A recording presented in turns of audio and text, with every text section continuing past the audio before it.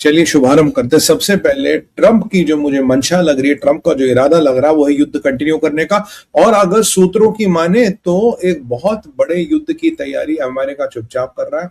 और ट्रंप ने कहा आज भी अटैक करेंगे, कल भी करेंगे, परसों भी करेंगे, तरसों भी करेंगे, और अटैक करते रहेंगे करते रहेंगे करते रहेंगे जब तक ये लोग पूरा सरेंडर नहीं करते। और अब आपको क्या लगता है ये लोग सरेंडर करेंगे? मेरा 99.99 मानना है ये मौत पसंद करेंगे, सरेंडर नहीं। तो ट्रंप कर क्या रहा है? ट्रंप छोटी छोटी लड़ाइयां करके बड़ी लड़ाई की तैयारी कर रहा है, ऐसा लोग कहते हैं।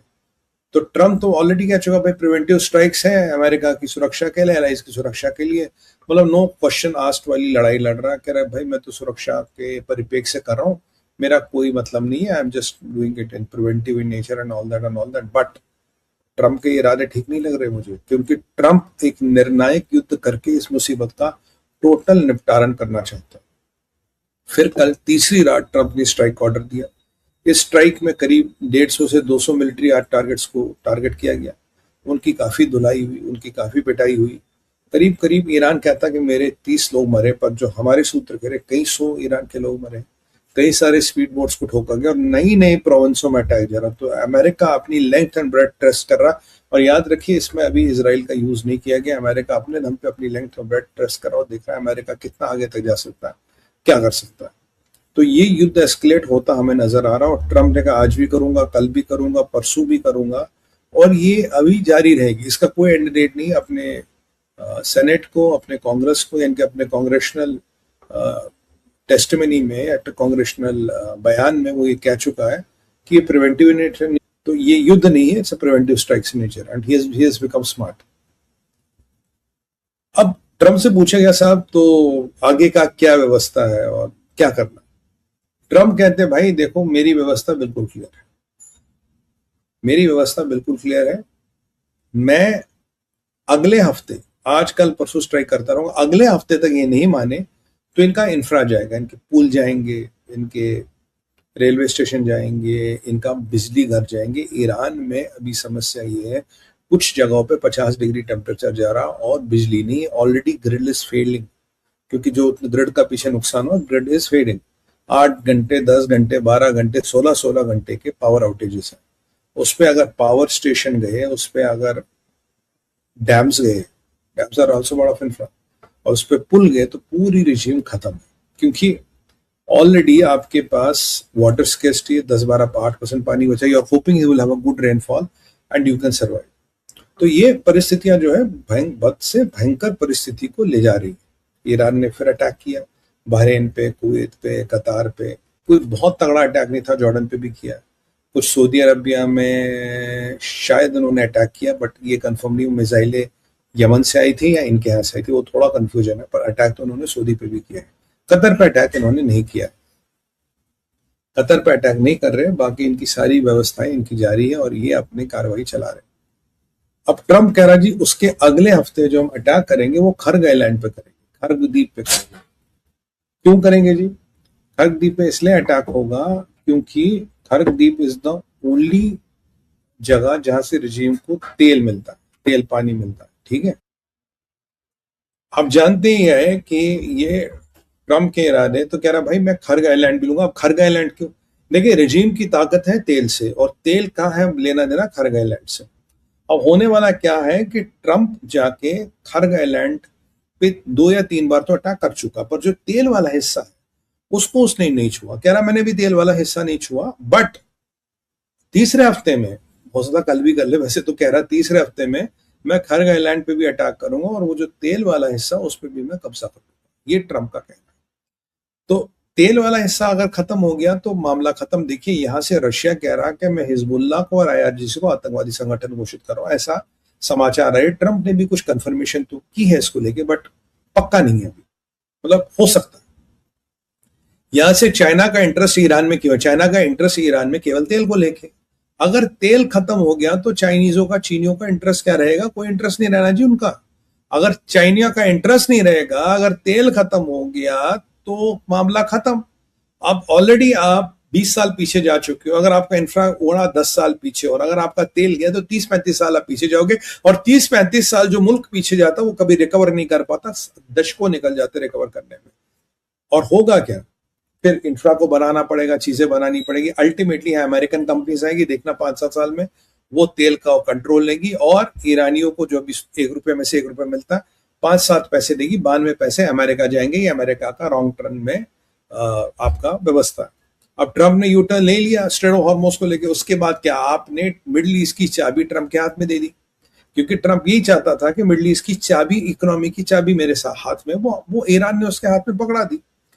और ट्रंप ये भी जानता है कि रेजिम का खात्मा करे बिना कोई हमारा ऑब्जेक्टिव अचीव होने वाला नहीं है। ये कहानी ऐसी चलती रहेगी।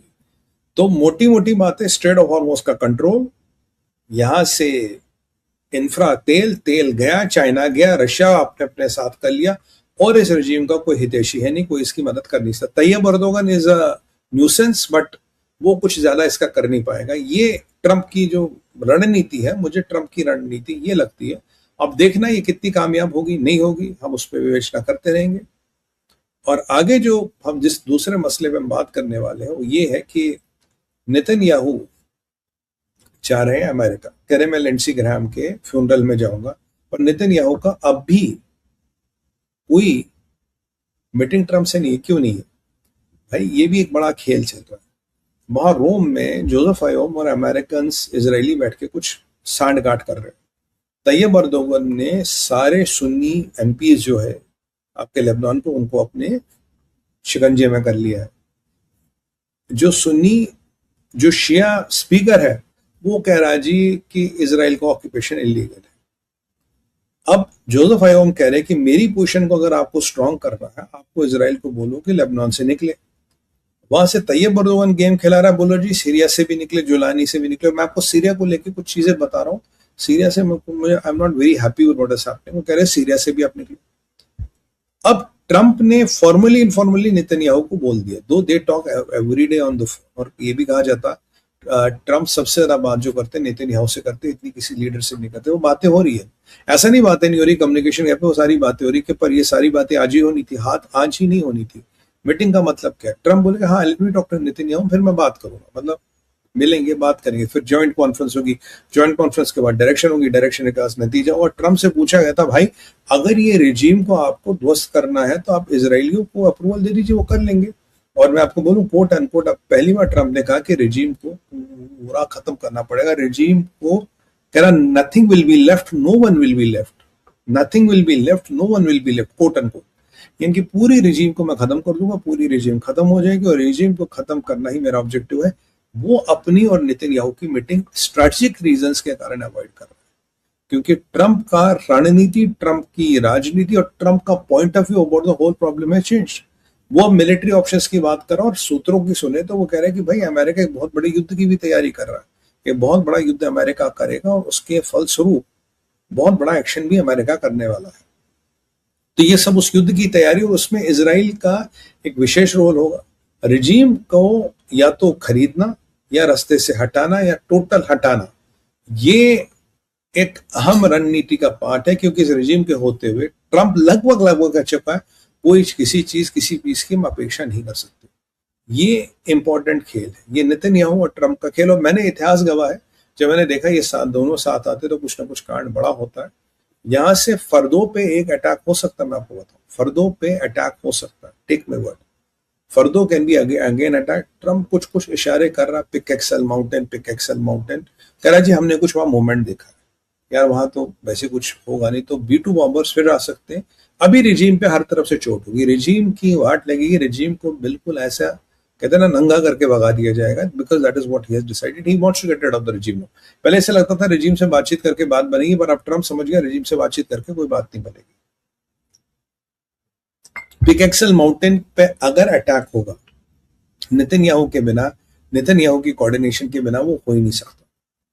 तो यहां भी एक खेल खेला जा रहा है, या लेबनान को सिक्योर करना, अर्दोगन को धक्का दे। हाँ भाई, अर्दोगन के हाथ में टॉफी भी नहीं रखी, मुझे लगा वो ऑरेंज टॉफी होती थी ना 10 पैसे वाली, वो अर्दोगन को हाथ में रख दी।